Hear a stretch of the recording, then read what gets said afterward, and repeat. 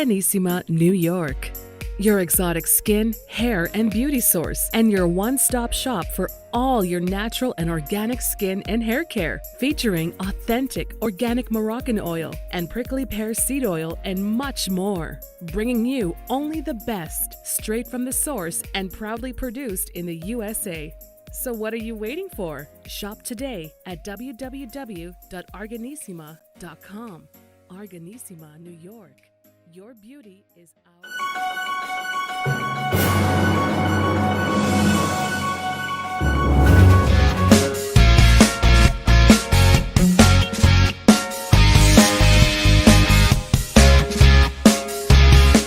Hello, folks, and welcome back to the iHealth channel, iHealth Radio. A new day, a new show with a provider, MD, someone that's going to take us through the tradition of family practice and really just primary care.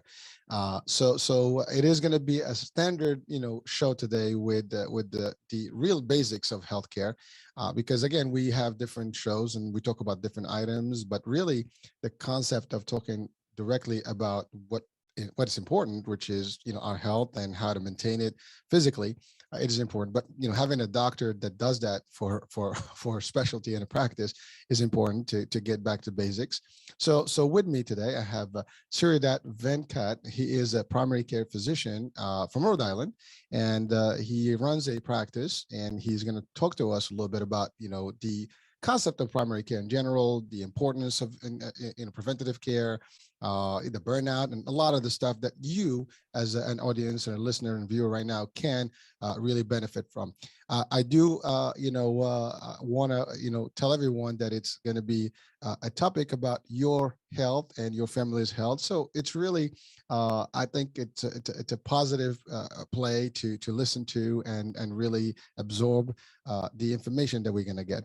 So first things first, Doctor, welcome to the show. Welcome on the set, and thank you for the opportunity to be with us and the ability and the willingness to share your insights and really the good stuff that we're going to share with our people right now.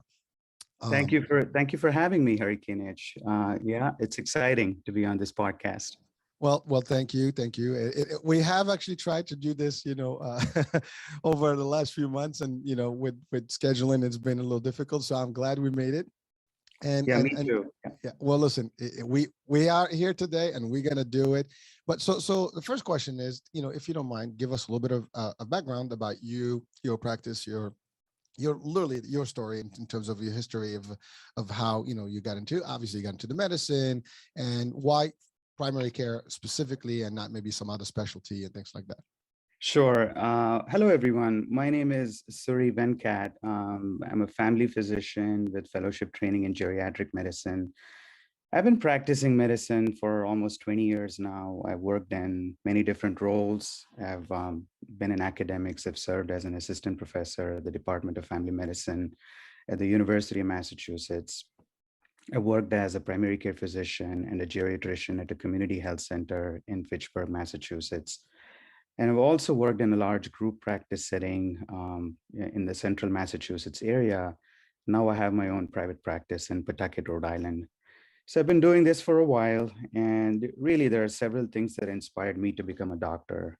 I've always wanted to be of service to others in a meaningful way and to make a positive impact in their lives. The idea of being part of a profession focused on serving others, regardless of their backgrounds and circumstances, focused on facilitating people to lead healthier and therefore happier lives is what truly appealed to me about becoming a doctor. And I love being a family physician. I like the variety in family medicine. I like the biopsychosocial and holistic approach to patient care. I enjoy taking care of patients of all ages, from newborns to elderly. In addition to diagnosing and treating acute illnesses, I like the fact that I can provide preventative care, routine checkups, health risk assessments, immunizations, talk about screening tests, and personalized counseling on maintaining a healthy lifestyle. Also love managing chronic diseases and coordinating care with other subspecialists. Basically, the goal of doing all of this is to help our patients effectively navigate a very complex healthcare system. Wow. that's a it sounded like a small summary of a lot of the stuff that you do, and it is, but frankly it's a lot of stuff in there. In that particular minute you covered a lot of grounds, and I want to just kind of break it down a little bit. So first of all, family practice, I mean, you said it, it's from all ages, and which, by the way, for our audiences, and I think to clarify, it is not always the same to treat as someone that at a young age versus someone that is an older person, right? Or in Right. maybe an older I guess age bracket, right?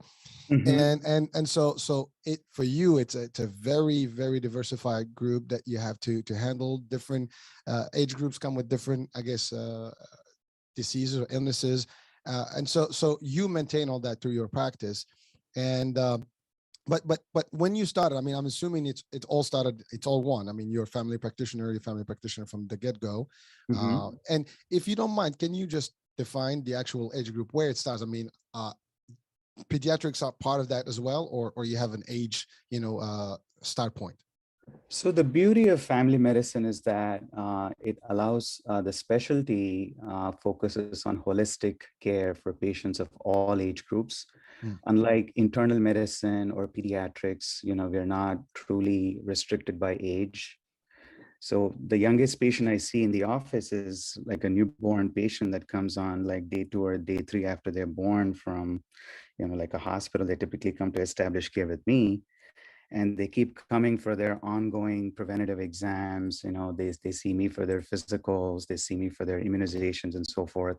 And as they grow into kids and adolescents and adults, I see, like, I cover the whole spectrum, which is really the beauty of it. And so there's continuity of care, which is like crucial piece of family medicine, meaning I get to see them from the time they're born, until they become adults and elderly. If I'm alive, I get to see them, and I get to appreciate all the different milestones in their lives. And you're able to connect at a deeper level with patients, and they appreciate the continuity they get over years, which adds meaning to the medical care that they receive. Because if primary care is done right, patients really enjoy coming to the provider office and talking to them about not just their medical care, but also about other things as well.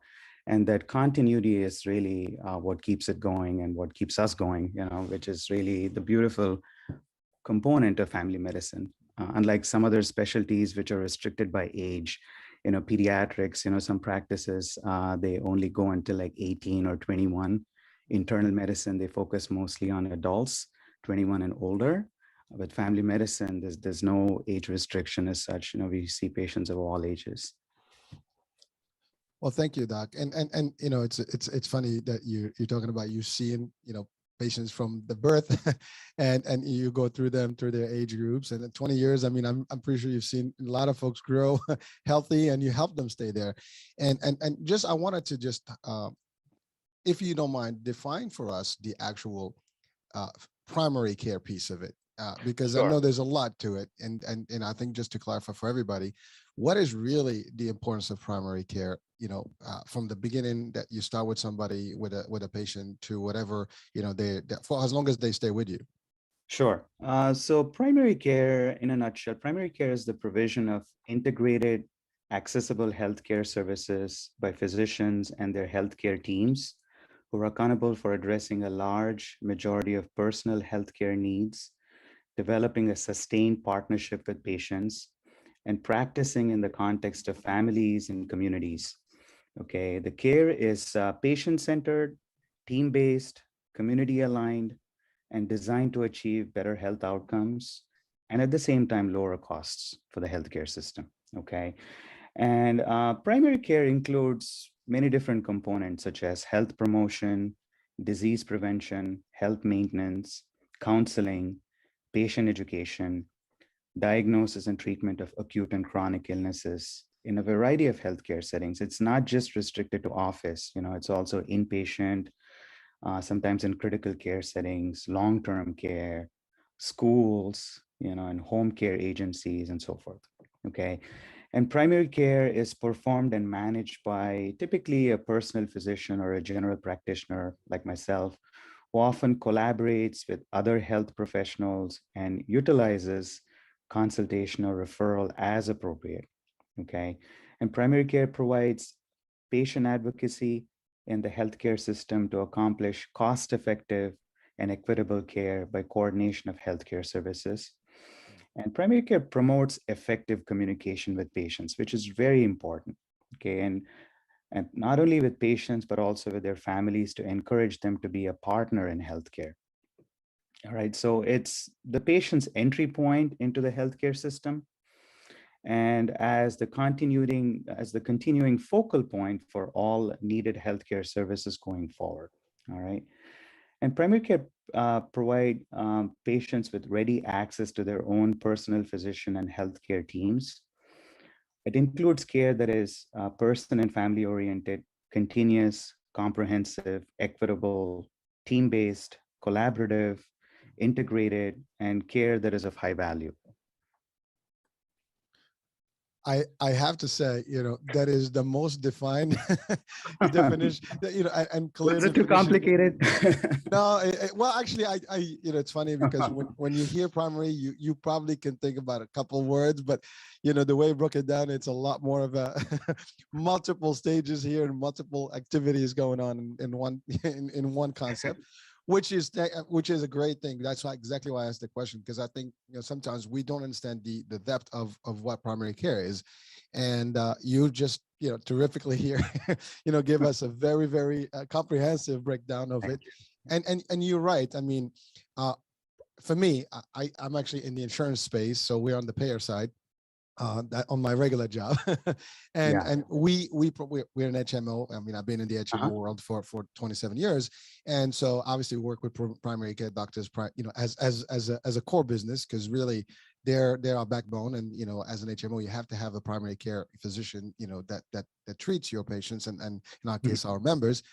And one thing that we always really stress in discussions when we are talking to our potential prospects and members is really the importance of primary care physicians, the selection, and also the importance of preventative care with them, because it's all about preventative care. It's all about you having someone that is taking care of your health throughout your life and making sure that they understand all your needs. And sometimes people tend to probably don't go see a doctor until they're sick, and that's a practice that is completely wrong, as you know.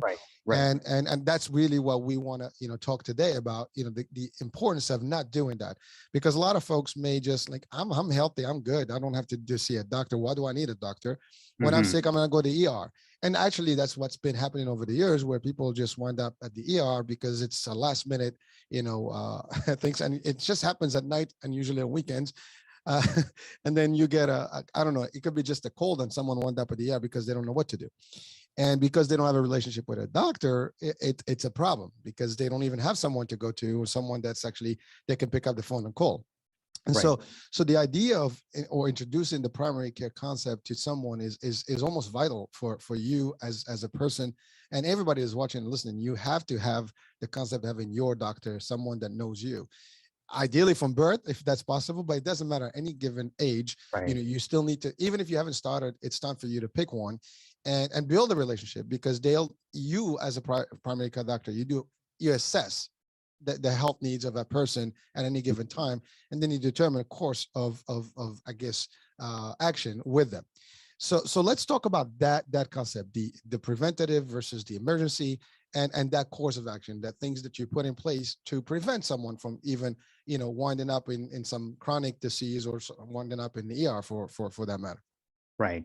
So you hit the nail in the head. So preventative care is such an important component, and, it's very vital for all patients to have a good primary care teams in place, because really primary care providers or primary care practice in general, it's like quarterbacks, like in a football game, because they're coordinating everything for patients in the background. And really there's a lot of value-based care that happens with primary care that people don't appreciate as much. And a lot of them end up going to emergency rooms if they don't have primary care. and it's seeing doctor whoever who doesn't know anything about, their medical histories or underlying problems and so forth. So they cannot provide care in the context of what's happening, in their lives. And unfortunately, it's just a piecemeal approach, which is not cost effective in the long term. So in terms of defining preventative care, so preventative care is basically medical care that's provided to keep people healthy. The main focus is to keep people healthy and avoid or delay illnesses and effectively manage health conditions to prevent negative outcomes or to prevent complications, for patients in general. That's like the broad umbrella term, broad umbrella definition of preventative care. Now, in preventative care, there are many different aspects or components. Okay, so wellness visits, that's huge. Or routine annual physical exams, that is something we really emphasize on. Then there's screening tests, depending on age, gender. There are certain screening tests that are recommended different stages in our lives. And I'll go over a little bit about screening tests. Immunizations, that's something we like to talk to our patients about when they come in for their annual physicals or even for their follow-up appointments. We emphasize the importance of immunization practices. And of course, counseling, no matter what the problem, we emphasize a lot on counseling. It could be something as simple as health promotion, tobacco cessation, adopting healthy behaviors, regular exercise and whatnot. Counseling plays a very important role to achieve better outcomes for patients in general. Now, when we talk about disease prevention, okay, there are four main components of, prevention. Primary prevention is basically intervening before disease occurs, before anything bad happens, proactively doing something to intervene or to prevent a disease or illness is what we call primary prevention, okay? I can give you some examples. For primary prevention, vaccinations, play a crucial role. We are vaccinating someone with the intention of preventing a disease, thereby preventing a negative outcome. So that's basically a classical example for primary prevention. All right, and altering risky behaviors. For example, counseling regarding tobacco or alcohol use or drug use to prevent a negative outcome, to prevent heart disease or hypertension that stems from tobacco use or alcohol use, that thereby we can prevent a negative outcome. So those are some classical examples for primary prevention, okay? So secondary prevention is basically screening to identify diseases in the earliest of stages before the disease progresses, before signs and symptoms of the disease starts, okay? Some examples I can give you are checking blood pressure readings on patients when they come in, diagnosing hypertension early on, starting them on treatment before the problem gets worse, or checking blood sugars, checking cholesterol numbers, when they come in, if they meet criteria for screening. Okay, and the intention is, of course, to identify the problem very early on and managing it effectively. Thereby, we can prevent, those problems from causing more signs or symptoms later on. Okay, then there's an entity called tertiary prevention. Tertiary prevention refers to managing diseases post-diagnosis. For example, if someone is already diagnosed with a condition, right? So we try to effectively manage the disease, thereby we prevent complications from that particular disease. And we can slow down the progression of the disease. That's the primary purpose of tertiary prevention. Some examples I can give you are, suppose someone suffers from a stroke, okay, and they have paralysis, say, they're not able to walk, right? So we can start them on physical therapy, occupational therapy. If they have any swallowing problems, we can put them on speech and swallow therapy, things like that. And the goal of doing that is to prevent more morbidity from the stroke or preventing complications from stroke and enabling them to be more functional in their own setups. All right, so that's a good example for tertiary prevention. Another one is, say, for example, you have a diabetic patient, right? You want to tightly control their blood sugar readings and tightly control diabetes so that we can prevent complications from diabetes, such as kidney disease, which we call nephropathy, or vision problems, which can happen from diabetic retinopathy, or we can prevent damage to the nerves, which we call neuropathy. So these are some examples for tertiary prevention. Basically, we're trying to prevent complications from the underlying disease process. And there's a relatively newer entity in prevention, which we call quaternary prevention, okay? So which is basically actions taken by providers to protect individuals, to protect patients from medical interventions that are likely to cause more harm than good. Okay, some examples I can give you are refraining from recommending medications that are not adequately assessed in large randomized trials, treatments that are not evidence-based, right? So if I recommend those kind of treatment options to patients, it's not backed by evidence, and I may end up doing more harm than good, by doing that, right? So obviously we want to provide good quality, good evidence-based medicine to patients. Thereby we can prevent negative outcomes. And steering patients in that direction, counseling them, educating them about evidence-based treatment options or guidelines is really one of the main responsibilities of primary care teams. Okay. And I want to strongly emphasize on quaternary prevention, because that's our window of opportunity to do the right thing for patients and recommend treatments that work and that are evidence-based. All right. So in terms of, preventative care, a big component of preventative care is screening. Okay, screening, as most people know, is, trying to detect something early on, proactively, before something negative happens. All right. And there are many different types of screenings. We screen for cancers, we screen for high cholesterol, we screen for high blood pressure, we screen for vision problems in kids. We screen for osteoporosis, in elderly women. We screen for obesity. We screen for STDs in patients of certain age groups. We screen for coronary artery disease if patients meet certain criteria. When it comes to cancer screening, a lot of the screening recommendations, they come from, the ones we use in primary care. They're primarily from the United States Preventative Services Task Force, which we call USPSTF. They release guidelines, they publish guidelines, which are based on strength of evidence, based on large randomized trials, or, based on treatments that have been used so far, and, based on outcomes data. They take into consideration many different components before they publish these guidelines. And we follow them, when it comes to screening, say for breast cancer, or, cervical cancer, colorectal cancer, skin cancer, etc. Whatever type of cancer it may be, the guidelines actually are evidence-based, and, we follow them. And if done right, we can prevent negative outcomes. We can detect cancers early on before they start causing complications for patients. And we can improve outcomes for patients. We can, decrease mortality. We can decrease morbidity for patients.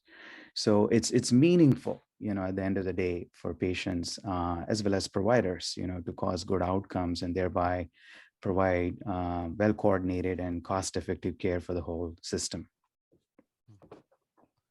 Well, doctor, thank you I was just literally immersed in all the breakdown of the categories here, and it's a lot of work that, when we just glance on the name of primary care or PCP or just a physician, we don't really look into it as deep as you broke it down right now.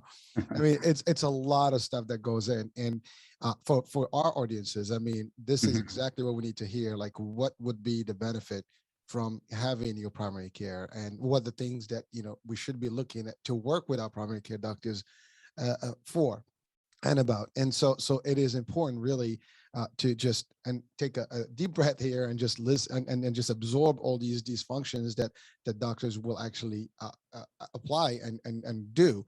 One thing I wanted to ask for is, you mentioned the annual checkups or the wellness visits, which will be part of the assessments and at least the monitoring, right? And so how frequently? I mean, I know there's different things that have to be assessed different times, and some require more frequency than others. What would you tell us about those?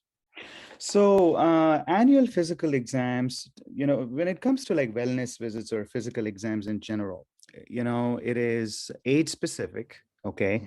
So for pediatric patients, the recommendations are slightly different depending on the age. Okay, and for elderly, it's typically annual. Now for kids, we like to see them, like I was telling you, we like to see them right after birth, like typically day 2 or 3 after birth. And then we like to see them at 1 month just to make sure they're gaining weight appropriately. And then we see them at 2 months, 4 months, and 6 months, and then 9 and 12 months, and 15, 18 months, and then at age 24 months, right? So after 2, we see them at 2.5 and 3. Then after 3, it's typically once a year. Typically after 3 years of age, physical exams are typically done once a year. And there's a reason for that. We want to, make sure they're gaining height and weight appropriately. They're meeting all of their developmental milestones. They're developing, the language skills are developing, their motor skills are developing, their sensory skills are developing, So we want to make sure they're meeting all of these, what we call developmental milestones, in an appropriate manner. And as they grow into like younger kids and, adolescents, typically we see them once a year. We want to make sure that, again, the growth is happening, and it gives us an opportunity to screen for obesity. We counsel them regarding, good practices, regular activity, good dietary habits, things like that. And then as they become adults, it's typically once a year. Okay. And during these annual physical exams, we not only talk about vaccinations, we talk about, health promotion, we counsel them, regarding healthy habits, and we order lab tests as appropriate, depending on the age. Okay. Sometimes we have to order screening for diabetes. We have to order cholesterol panels. We have to order blood sugars, to screen for diabetes. And, sometimes we have to check their lead or CBC to see if kids are getting exposed to lead, because that can affect their neurological development. Okay. And for, say, women 21 and older, they may need to undergo pap smears to screen for cervical cancer, right? And for patients who are 50 and older, now it's actually 45 and older, we have to talk about colorectal cancer screening. If they have any underlying family histories, the recommendations are somewhat different. Okay. And women 50 and older, we have to talk about mammograms to screen for breast cancers. Right. And so there are all these different components of, screening that we have to discuss. And it has to be tailored based on the age and underlying family histories and comorbidities of patients. So it can be quite complex, but it has to be tailored to the patient's age and underlying problems.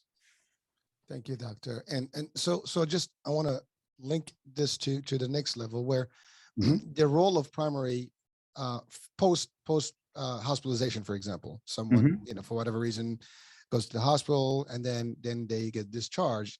The primary care doctor's role is a key at this point to do a set of things to help them, I guess, regain their regular life, or at least maintain whatever they need to maintain.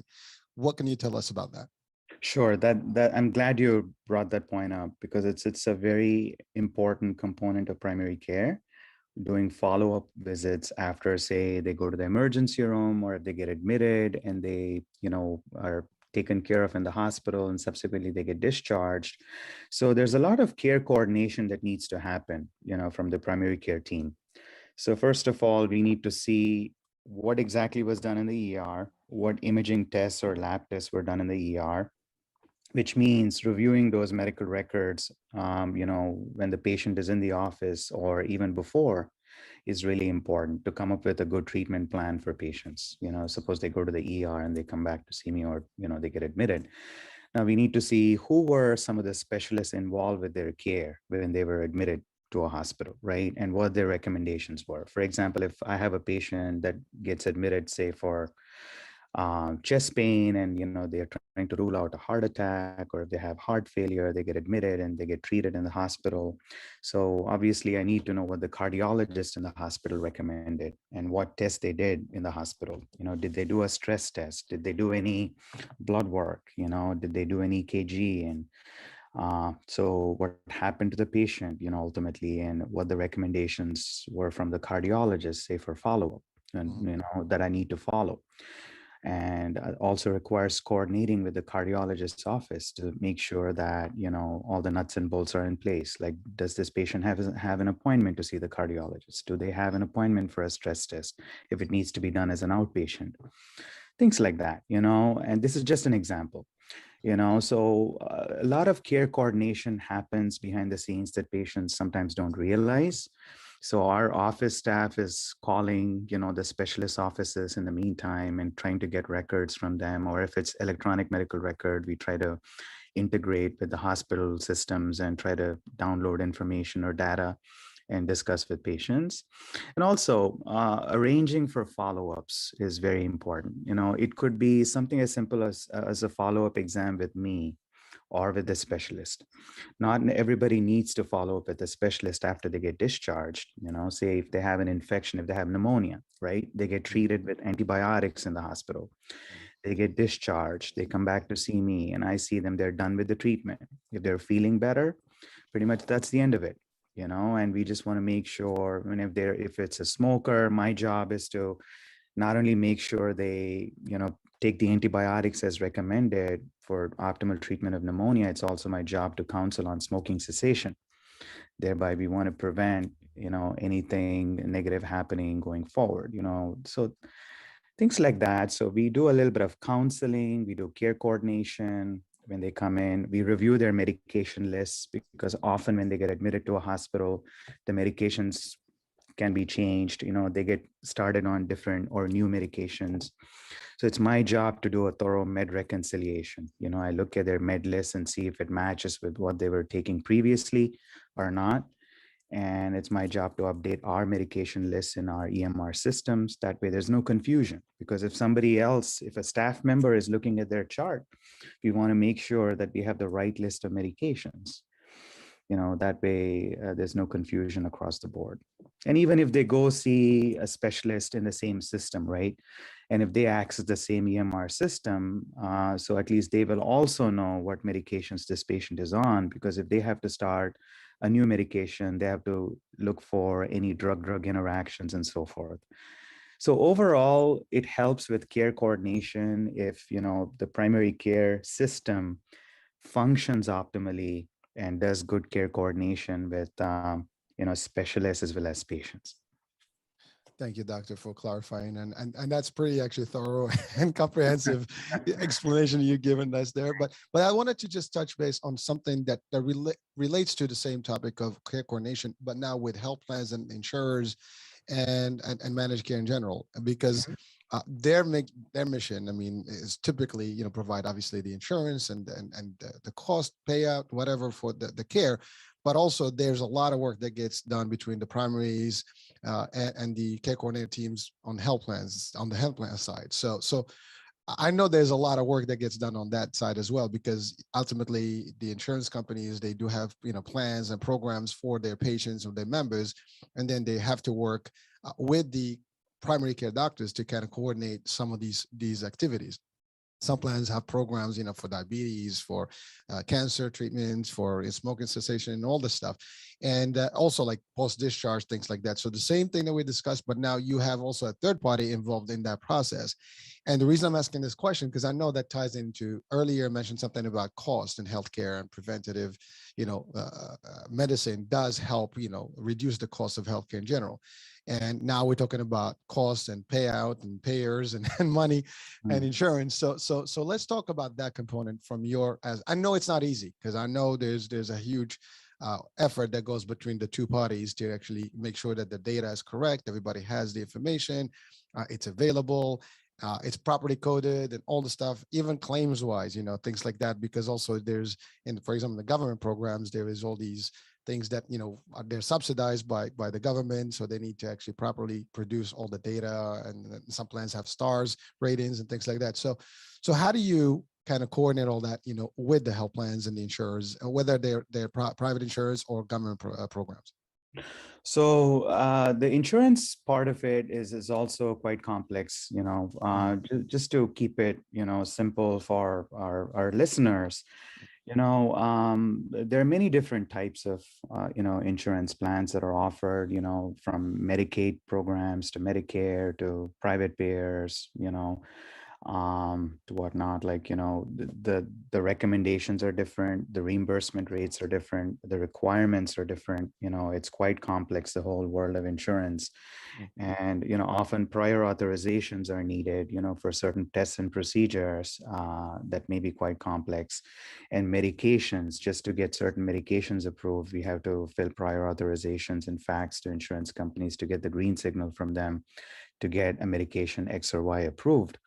There are many different moving parts to this. Now, when it comes to primary care, overall, there's a lot of emphasis right now on value-based models, value-based systems, where they're basically large, healthcare organizations that are operating, and, there are many smaller practices that are under like ACOs, we call them accountable care organizations, or, HMOs or whatnot. And the goal of having these models is to make care cost effective and evidence-based, and not only that, the ultimate goal is to provide better outcomes for patients. We want to make sure patients are healthy, and we prevent diseases from getting worse, or from complications from happening.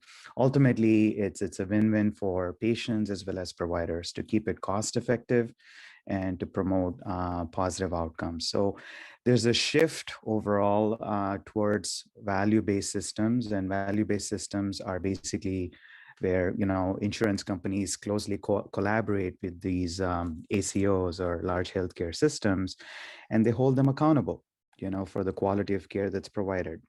So it's basically how much money is spent on screening tests, what is spent on healthcare maintenance, lab tests, and so forth. Is it truly evidence-based? Was it truly necessary?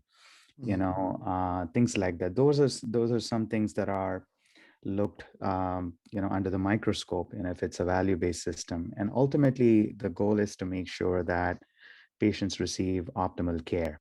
Now, it is a broad topic, yeah, there's a lot of ground to cover with that.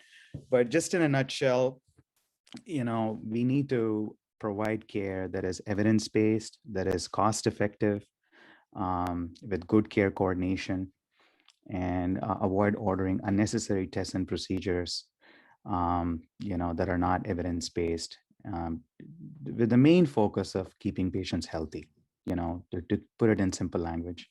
Oh, well, listen, that is the pure mission of preventative, as we said, and it starts with the patient and the people's health, and then obviously preventing them from getting any bad outcomes, as you said, as well as also saving the cost and reducing the cost. And I think you've covered a lot of that, because the fact is, if these people do exactly, the patients in general, and listeners, viewers, and all of us as consumers and just humans, if we were to really take this serious and take our preventative and primary care serious, I think we would actually probably have, a healthier, lifestyle, a healthier, and we're going to talk about lifestyles in a second, a healthier life with less complications. And if there are complications, we are able to mitigate them early on, or at least, prevent some of it to get, from getting worse. And so your role is really, really critical. I mean, it's as vital as it comes in everybody's life.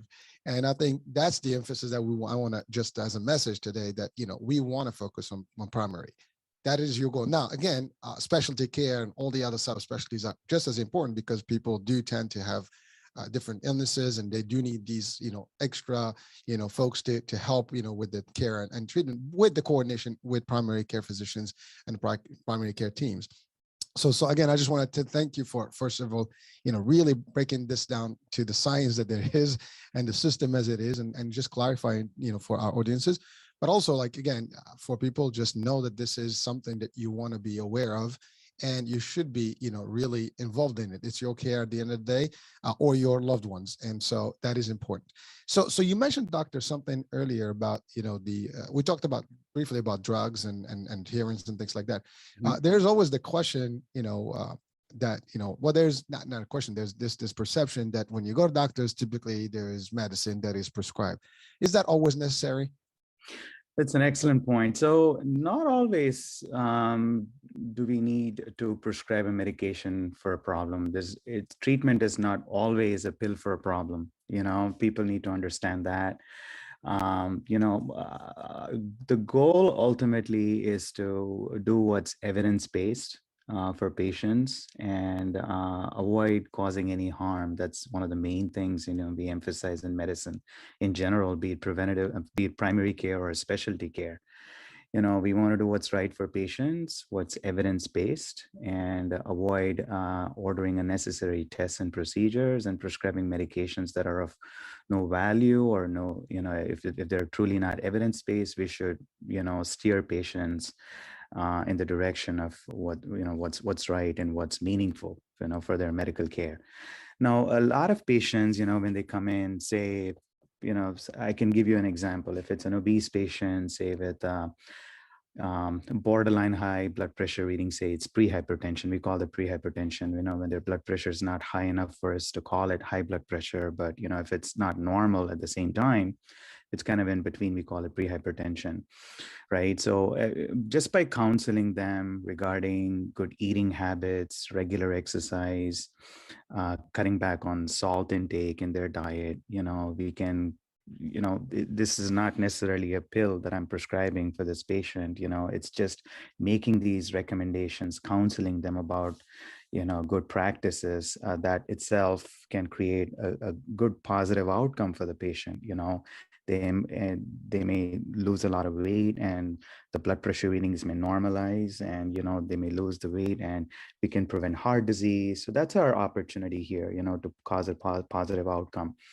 I can give you another example. Say if someone has slightly elevated blood sugar readings, or if they have like slightly elevated cholesterol numbers, so we don't necessarily need to treat them with a statin or with a diabetes medication in general, just by promoting, healthy eating habits and regular exercise, we can modify these particular problems, and we can treat their pre-diabetes or, pre-hypertension or slightly elevated cholesterol numbers, But of course, if you have someone with full-blown diabetes, or if they have like hypertension, obviously they need to be treated with the right medications, with the intention of preventing complications and to reduce the risk for heart disease.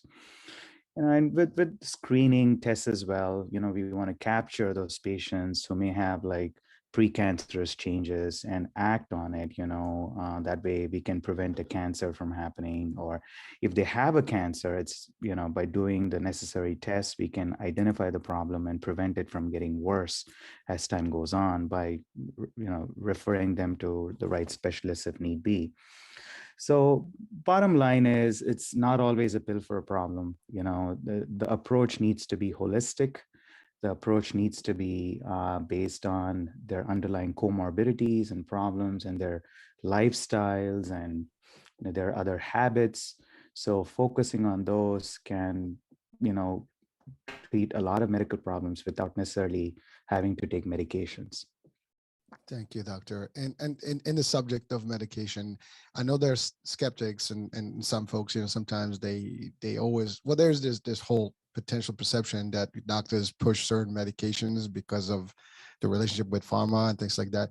If it's okay, if you have a good way to explain to people right now that that is not the case, and that the doctors have their own way of evaluating those medications and how they prescribe them to the patient, I think that can ease up a lot of minds. Absolutely. I mean, I know that's the general notion, but trust me, we are, we do get information from pharmaceutical companies, but we are not obligated to prescribe those medications. As physicians, it's our job to know which medications work for which problems, which medications are recommended based on scientific evidence, based on medical evidence. These medications, before they get released into the market, they are tested in large, what we call randomized clinical trials. These medications go through rigorous testing, on animals, and then, some small human populations and large, human populations and so forth. If it's deemed safe and effective based on data from all of those trials, that's when the FDA, will approve it and it gets released into the market. And of course, it's our job to know what the adverse effects are and drug-drug interactions are, and what kind of negative things those medications can cause. So it's important to kind of stay up to date and know what new medications are in the pipeline and what kind of problems or benefits, that they cause. And it's really picking the right medication for our patients that provides the best outcome, and that's evidence-based, because we want to go by scientific data and not based on a pharmaceutical rep that is trying to push.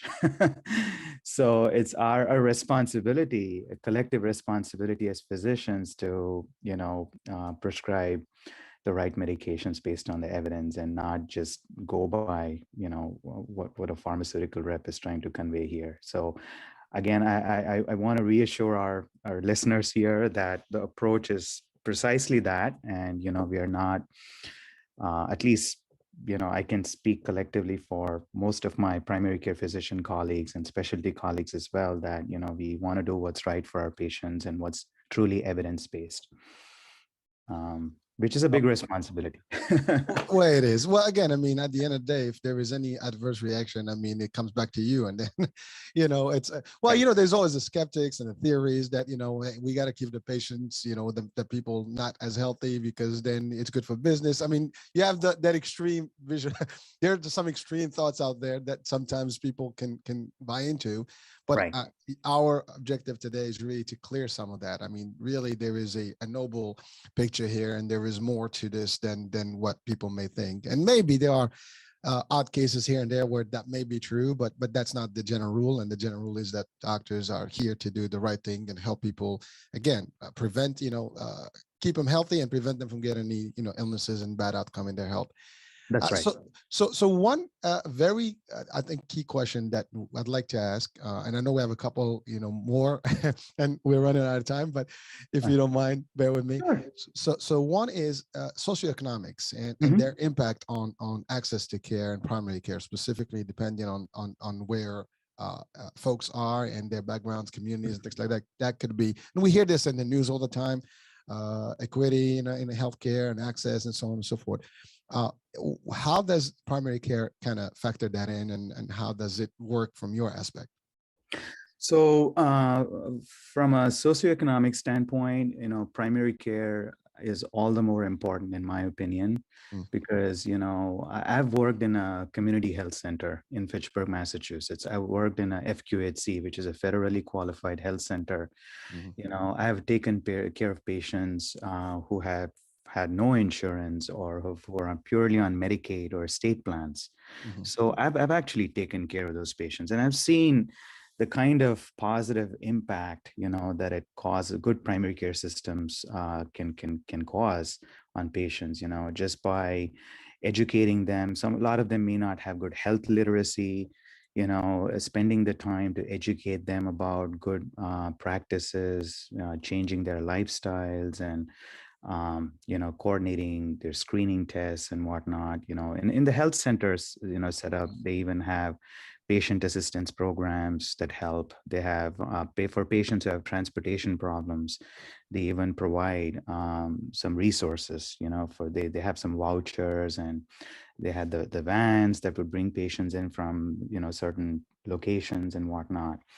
I see a lot of value, in doing that, because we're trying to promote communities and well-being in those communities, and preventing negative outcomes. And it has a ripple effect, just by, it's patients talk to them, patients talk to their family members, patients talk to their neighbors, and the word goes around. And, if they get the right message from their providers, they're more likely to say positive things to their neighbors and family members, and it has a ripple effect. And they try to seek medical care if they hear from their own, kith and kin, and that promotes more healthy behaviors. And I think overall, it's a win-win. And in my opinion, the primary care should be focused even more on, patients who come from lower socioeconomic backgrounds, because there's a lot of value in doing that, in my opinion. And just by improving health literacy and providing the resources that they need, we can decrease unnecessary emergency room visits, because oftentimes these communities, they may not have a lot of primary care providers in those areas, and they rely on urgent care sometimes, or they go straight to the emergency room to seek medical care.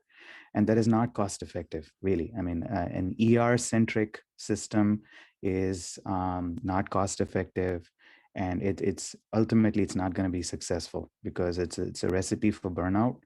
And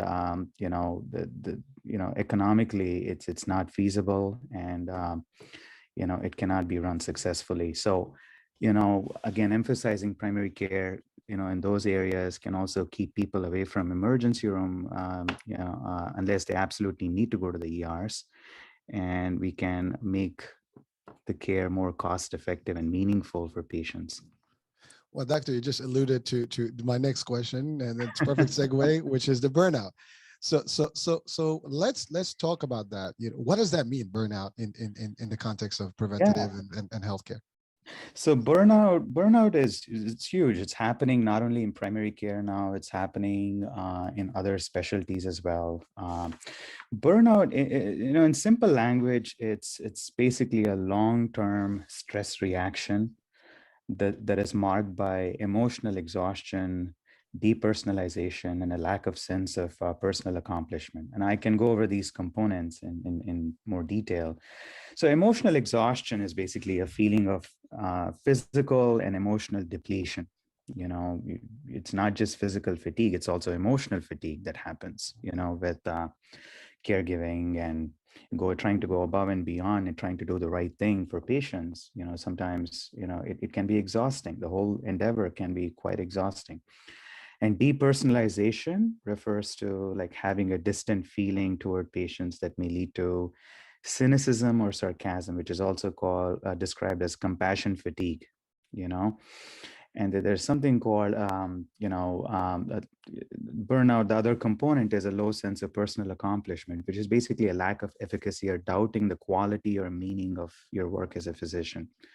So like I was telling, burnout is happening not only in primary care, it's happening in a lot of high stress environments like emergency rooms. I mean, since the pandemic started, I'm sure all of us have had a better appreciation for our frontline workers, healthcare workers that are battling, the pandemic and the kind of stress they're going through on a day-to-day basis, with ERs getting flooded with patients and no hospital beds available in ICUs and, inpatient settings and whatnot. It's basically a recipe for burnout. In fact, the burnout rate has increased tremendously since the pandemic started, as most people appreciate now. Now, based on a 2019 online survey done on family physicians, nearly 46% of them reported at least one symptom of burnout, be it emotional exhaustion, depersonalization, or a low sense of personal accomplishment. So you can imagine how prevalent the problem is among healthcare providers. It's not just doctors, it's also other staff members involved, in primary care team and specialty teams, and also in hospitals. And I can imagine all those nurses trying to go above and beyond, since the pandemic started, and a lot of people are leaving. Unfortunately, they're leaving healthcare because of the significant stress involved, in taking care of these patients, which is sad. And our job is to recognize symptoms of burnout early on, and try to educate providers about ways of mitigating burnout, and helping them adopt, good strategies to better recognize burnout and take care of themselves. That way, they are able to develop more resiliency and get back into the healthcare workforce, and be available to patients in this time of critical need for everybody. Wow. It is amazing, but you're right. I mean, the last few years, and it's been just known it's been taxing, and it is. I mean, we've seen it, we've heard it, we've watched it on the news, and I've seen it live. I mean, I actually live it daily on the insurance side, because even on our side we're experiencing it big time, and it is a fact, and I hope that people can realize that we need to do more to help kind of reduce this burnout business. Absolutely. Yeah. uh, so thank you for clarifying that. But so, doctor, one key element, you mentioned something about the pandemic and all the stuff, and also since we're talking on the topic of preventative and prevention, I know there's a hot topic of the hour, which is the vaccination against COVID. Right. And what is the importance that that we need, that the message of importance that we would like to send to people? Because there's a lot of controversy about it, and there are pros and cons, and there are people pro it and against it and things like that. But what would be the message from a primary physician, that really promotes preventative care in terms of the vaccination and the impact of it, and how it's potentially helping people stay healthier and preventing severe disease from COVID? So, as most of us appreciate, the pandemic has taken a huge toll on human lives, like not just in this country, but internationally, globally, it has had a huge impact. The morbidity and mortality is something like unlike anything we've ever seen, in the past. And it takes a huge toll on everybody. It takes a toll on healthcare systems. It takes a toll on communities and families, and even at the individual level as well, with what we do, how we do things. We are, focusing everything on what best we can do to, put an end to this pandemic and provide better outcomes for patients. And the vaccines have played a crucial role in decreasing the spread of COVID-19 in communities. And it's based on evidence. It's based on scientific evidence.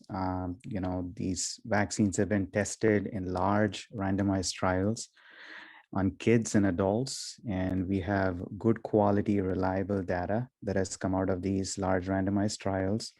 So the evidence is there, and the vaccines, we've known about them, the Pfizer vaccine, the Moderna, and the J&J, they've all been tested on thousands of patients. It's not just like, a few hundreds. They've been tested on thousands and thousands of patients in large randomized trials. And so far, the evidence is really excellent, that all these studies have shown that the vaccines are very, very effective in decreasing serious disease from COVID. Yes, they may not, prevent the infection itself.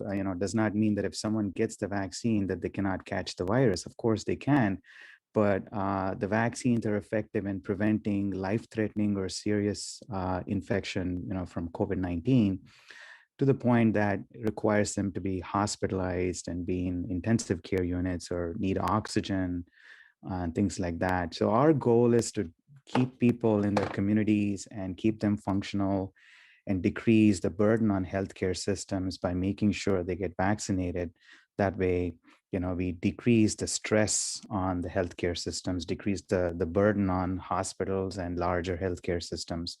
Okay, and the vaccines have been shown to be very effective in doing that, because most people who are vaccinated, even if they get exposed to the virus, like I was saying, that they don't become seriously ill. They only have relatively milder symptoms, which get better within like a few days, may feel like a common cold. And, they're able to recover from it without necessarily developing complications that make them, go to the hospital. That's ultimately the goal, And the more and more people we get vaccinated in communities, the sooner we can put an end to this pandemic. Ultimately, if say 75 to 80% of patients are vaccinated across communities, then the other 10 to 15% who cannot get vaccine for miscellaneous reasons, they will be better protected as well, because the transmission rates will go down in communities in general. And that is huge, and instead of depending on false information from social media and negative messages that are going, on social media, patients really need to look at what's scientifically recommended and the kind of evidence that comes from, large studies and reliable scientific sources. Patients really need to consider that. And I really want to promote vaccination practices, so based on FDA recommendations, patients of 5 and older, they qualify to get the boosters, and even, that they qualify for the Pfizer pediatric vaccine, and I really want to promote vaccination, because there's a lot of school-based transmission happening as well, and we're seeing a record number of pediatric hospitalizations now. It's our job and responsibility as medical providers to promote the message and encourage parents to get their children vaccinated and themselves vaccinated. If we can decrease school-based transmissions, we can make sure there's no disruption for education for our kids, and make sure they're able to have good and enriching academic experience in schools. And also for adults, we can keep them productive in the workforce. Well, thank you, doctor. It's I love how you just. I can go on and on about this. Well, listen, this is you. This is what you do. Yeah. I'm enjoying it, and I know we're coming to the end of the show, but I just wanted to just touch just a comment rather on this vaccination piece. I think the issue is, you mentioned like the vaccination may not prevent you from getting the disease. I think that's a big thing that's been playing on the resistance, because we all think that when you get vaccinated, there is no more disease and you'll be done. Because again, we base it on history, on other vaccinations we've received when we were younger, right? And so I guess the model doesn't apply, and so that's where it loses the value. At least the trust factor on the vaccine is not there. I think also, to your point, there's so much negative or unscientific, and again, there's a debate about all that stuff on social media versus not social media, all these things. So there was also the history of how this whole progress from a pandemic of 2 weeks and they extended to 2 years.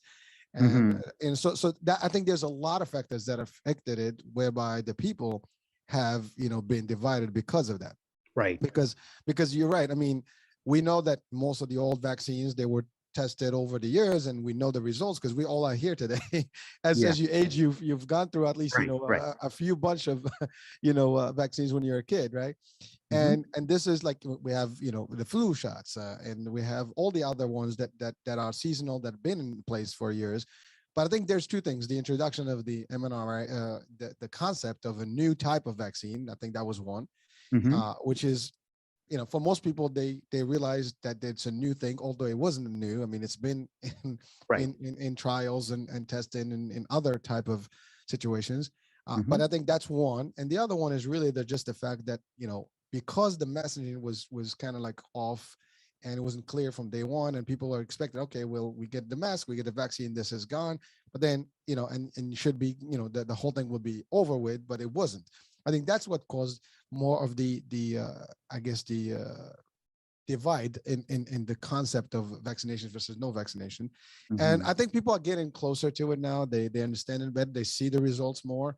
And yes, there are more variants, but you're right. I mean, when you compare hospitalizations, vaccine versus no vaccine, there's a big difference, and there is.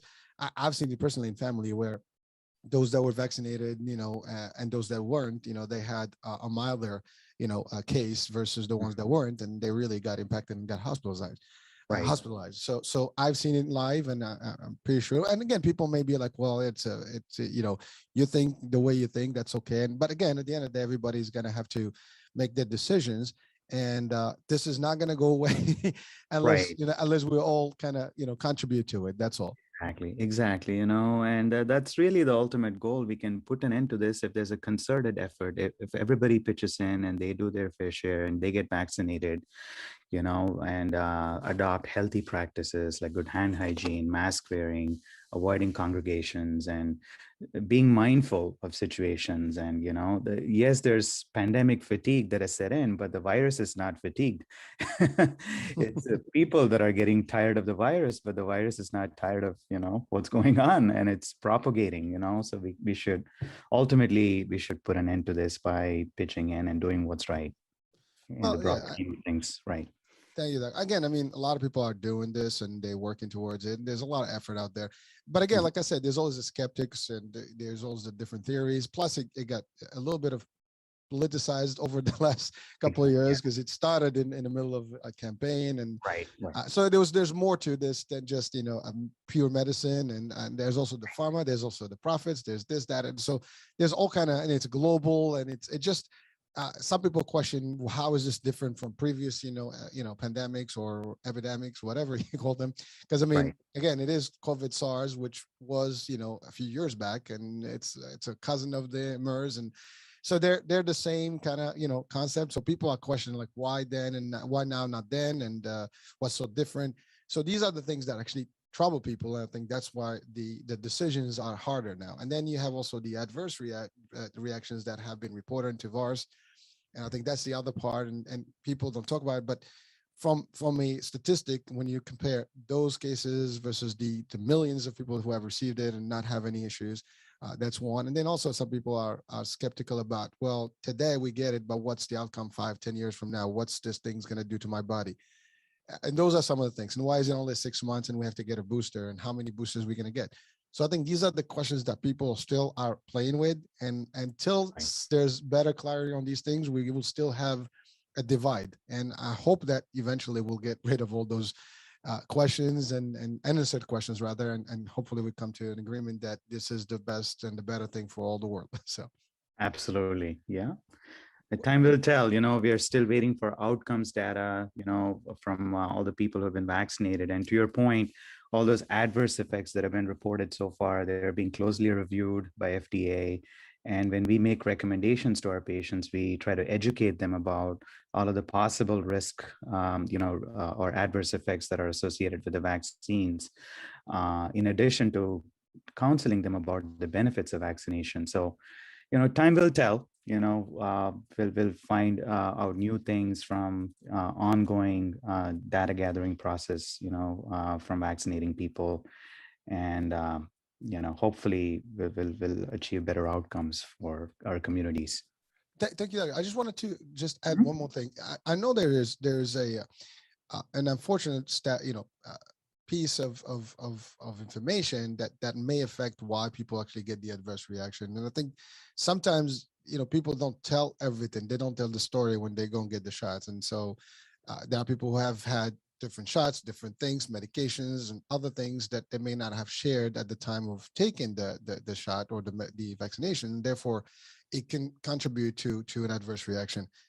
So I think the message is really to be clear when you ask the right questions, answer the questions correctly to make sure that if it's not the right time, do not take the vaccination. If you have anything else that can, pretty much work adversely with it. And again, I'm not the clinician here. So I'd like your opinion on that piece, because I think like everything else, if the patient doesn't give you everything, you will go based on whatever they tell you. And sometimes they may not give you the full picture. And that goes, right for the vaccination as well, I think. Yeah, it's very important for patients to communicate with their providers about their allergy history. Yes. It's really critical to know what they're allergic to. Some people have histories of life-threatening allergies like anaphylaxis and angioedema, which are more, serious allergic reactions. So we definitely recommend caution, when we recommend COVID vaccines for those people. They need to receive the vaccine in supervised settings. Like if EpiPen is recommended for someone, basically the vaccine needs to be given in a supervised setting, and they should be observed for a good amount of time after they receive the vaccine to see if they develop any life-threatening allergic reaction.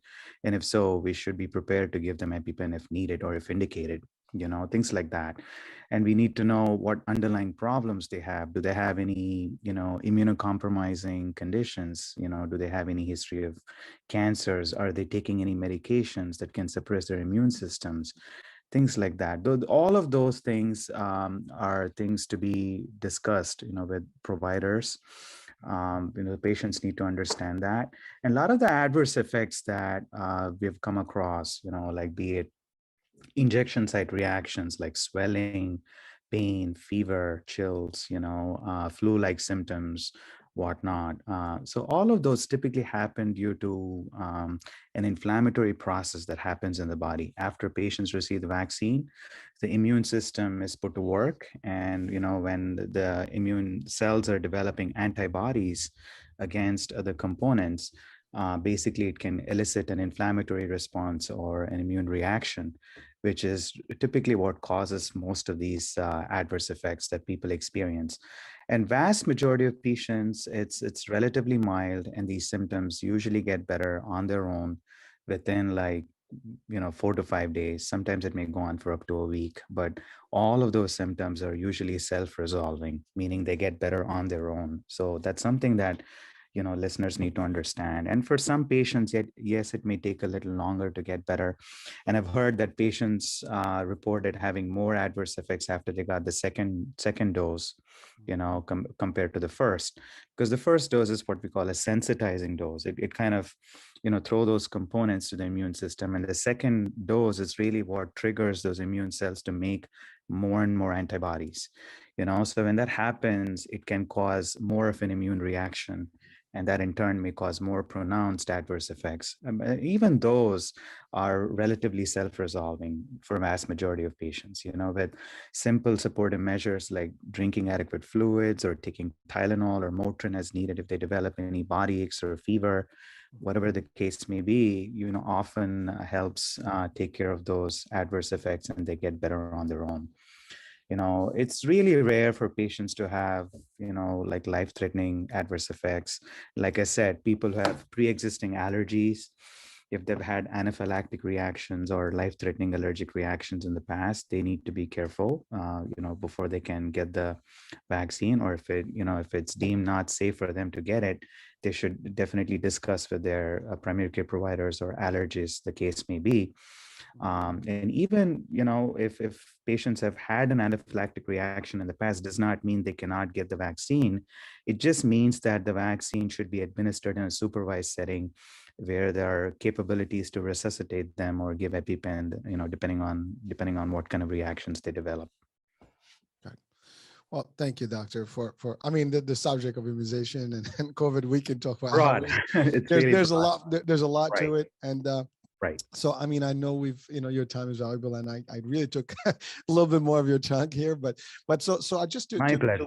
Yeah. No, thank you. I appreciate the time here and your patience. So I just want to just close the show with a quick question, which is about your services. I know you have your settings, local in Rhode Island, but now with telehealth and telemedicine, do you actually expand your services across and different states and different communities, or you still are within the same I guess community or the area that you service? So we service in Rhode Island mainly, and our office is located in Pawtucket, Rhode Island. We provide full spectrum family medicine, full spectrum primary care, like what we discussed early on. We do offer telehealth visits, for patients who are not able to come in either because they got exposed to someone, or if it's a relatively simple, straightforward problem that they can discuss over the phone and get the help that they need. So we do offer telehealth appointments. We do video visits too sometimes. If someone has a rash, simple rash that they need to, discuss with the doctor, we do video visits. It's like a FaceTime call, but it's more HIPAA compliant and HIPAA secure platform that we use to make it safe and secure for patients. And, oftentimes that is helpful to diagnose a simple rash, but, if something's, not clearly visible on the phone because of resolution issues, we have them come into the office to be seen. But yeah, we service, mainly Rhode Island. We have some patients coming in from neighboring states too, like Massachusetts, mainly in Connecticut, but yeah, that's the population we take care of. Well, basically. there's a few million folks that are around the area, so they can all benefit from it.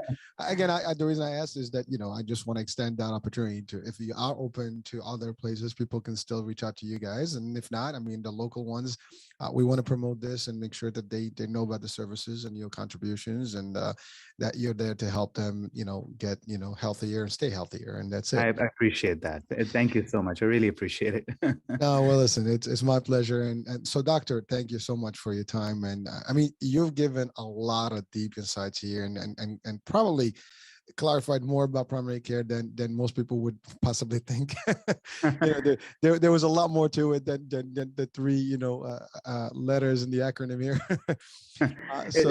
It's my pleasure. Thank you so much for giving me a chance to come on your podcast and talk about these really important topics. And I feel like the listeners should understand what these different components are, and they should. I definitely encourage them to establish care with a good primary care physician. That way they get the right care that they need, and we can prevent negative outcomes for them. It's really the ultimate goal for all of this, and I really thank you for giving me a chance to spread this message to your audience. Well, listen, this message is going to go literally worldwide. I mean, it's not just local, but I mean, there are a few folks that are watching these, internationally and stuff. And I think that the message and the information is valuable across the globe, because this is the same for everywhere. It doesn't matter if you're human and you care about your health. Preventative care should be your main thing. And I think now we've taught people what that means, and hopefully they can seek a similar, provider close by, and get the right outcome. And maybe we can prevent people from not going to ERs, and really just live a happy life. That's it. Right. Absolutely. Yeah. Well, doctor, thank you so much for being with us. Folks, thank My you. pleasure. You're welcome. So folks, thank you for watching and listening on a health radio here. And, we'll just be talking soon. Different guests, different show, different topic. Ciao for now. Bye-bye. Bye-bye. Yeah.